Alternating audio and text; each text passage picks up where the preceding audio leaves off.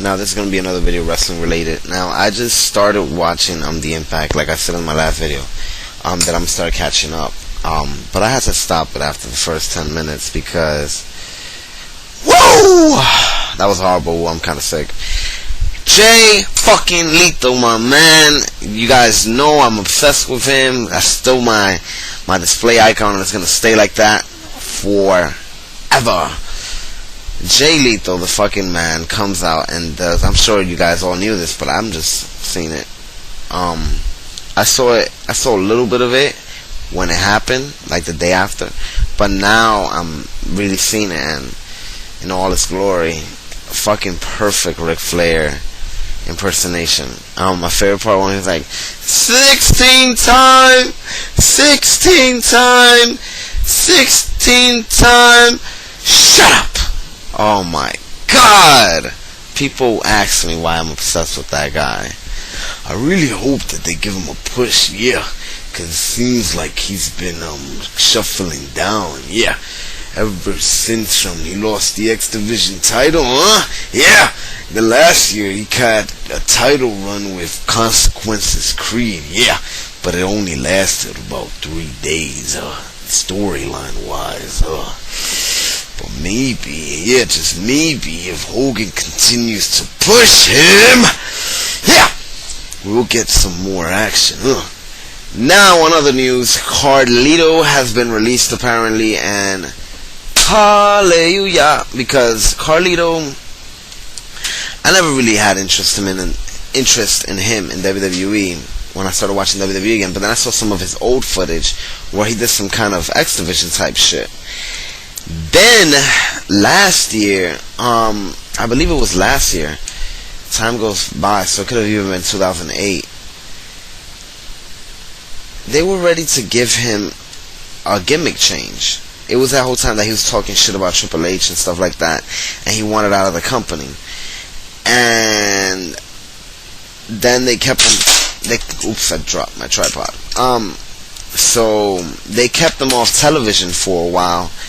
And what basically happened was, he appeared at a house show, and I have the picture somewhere, I believe it's in my PS3 somewhere, but he had a completely new gimmick. He had braids coming down, and he had all black pants like Steve Blackman, and he had some rap, like taping or something, and he looked fucking badass, and he grew out, the full mustache and shit, and goatee, and he looked so badass, and I could pick, if I was Booker, I would have had him come in like that, and right away do some badass shit to Primo or somebody and just become a fucking heel, and I think it would have really worked. But by the time they put him back on television, he lost that gimmick and already went back to the old Carlito. Now what I hope now, where it is that it's because of the wellness policy, so he failed and was refusing rehab. Now, hey, a lot of people smoke this, smoke that, so I'm not gonna be so hard on him unless it was painkillers and steroids. That's even worse. But it was like a failed drug test. Then honestly, if I was Carlito, maybe, just maybe, being stuck in, because I'm sure they promised him things last year to get him to re-sign, and then they treated him like shit afterwards, which is fucked up. If I was Carlito and I had no way out of some multi-year contract, maybe I would consider, as bad as it would look in my resume, maybe I would consider failing a drug test on purpose and refusing rehab, because I know that would result in me being released. I'm not saying that's what happened, I'm not saying that's how it went down, but you really never know, man. Anything's possible. So now with him in TNA, before, a long time ago, before I saw some of his X Division stuff, I would have not really been interested due to the way that WWE has used him, but in TNA, I think he would be a great fucking addition to the X Division. Now, of course, it's unfortunate that TNA's having money problems and stuff, but I'm sure he has the 90-day clause anyways, which would put him out until August, early September, if he was interested in signing with TNA. But I really think TNA should pick him up. Somebody asked about Hispanic wrestler, which wrestler I would like to see, and hey, Carlito, because like I said, he could do something in the X Division. TNA is known for giving guys that probably deserve pushes an actual push. People like Christian, the Pope, D'Angelo De Niro, Mr. Anderson. So, that's that. Now with Shelton Benjamin and Charlie Haas, I really hope they do end up in TNA as well. Once again, another person that WWE basically missed the potential, not only because of his in-ring ability, but he had the following. Maybe his promos aren't, top notch, but he doesn't have to talk. His actions speak louder than words. He'll just come in and be badass. If they're tag team again, Charlie Haas could do all the fucking talking. If they're stable again, Kurt Angle could do the fucking talking. Doesn't matter. He has an ability, and he has the look.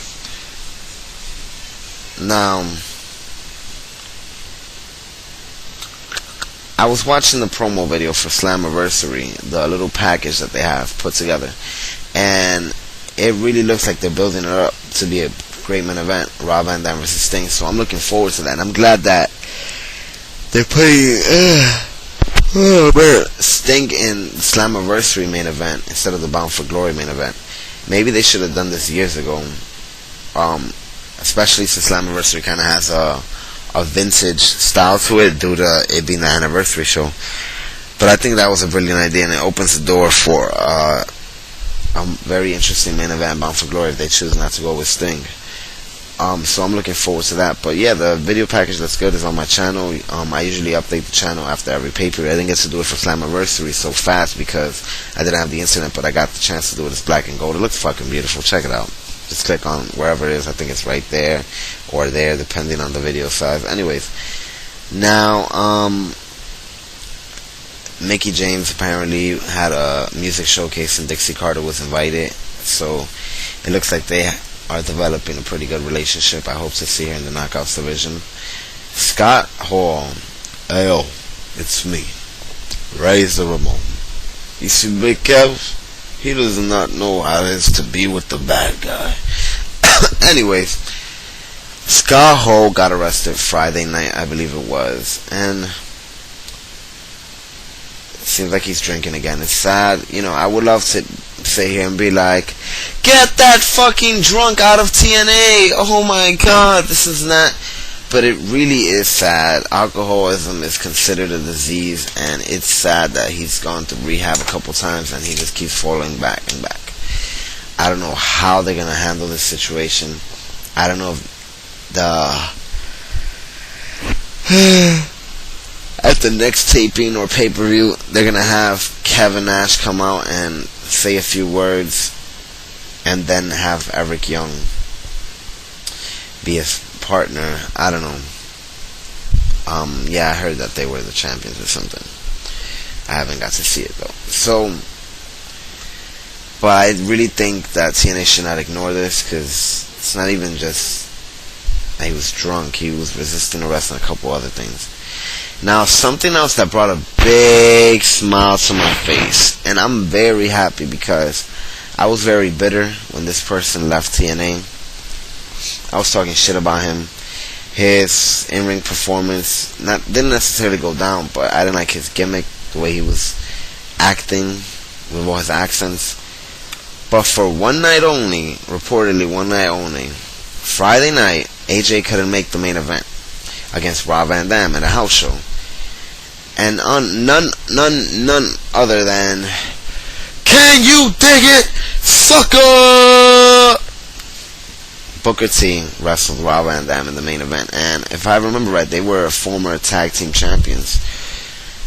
I just think it's fucking beautiful that he did that, because it made me respect him again. When he left, there was something about not wanting to put Matt Morgan over on free TV, and I understand what he was saying. He would want it to be on a pay-per-view, but the way he handled it by just completely refusing it to do it instead of biting the bullet, I wasn't a fan of it. And the way he exited the company at Bound for Glory, it was kind of shameful, and it was sad because I'm a fan of Booker T.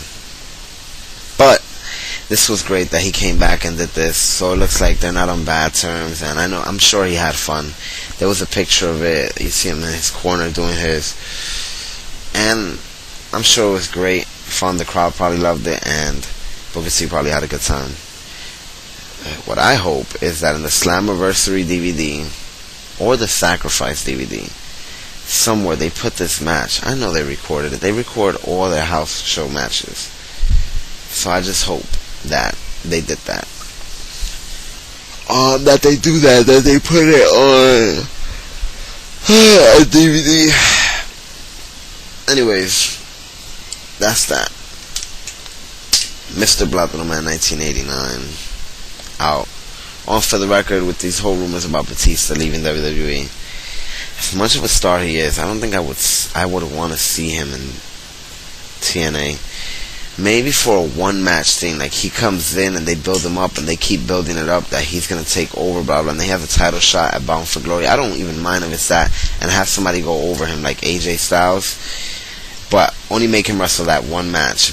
Use him for a bunch of promos, a bunch of appearances, a bunch of segments and shit like that, and then get rid of him, because I think the guy seems like an asshole, and I know he'll want to collect a big paycheck. Mr. Platinum Man 1989 out.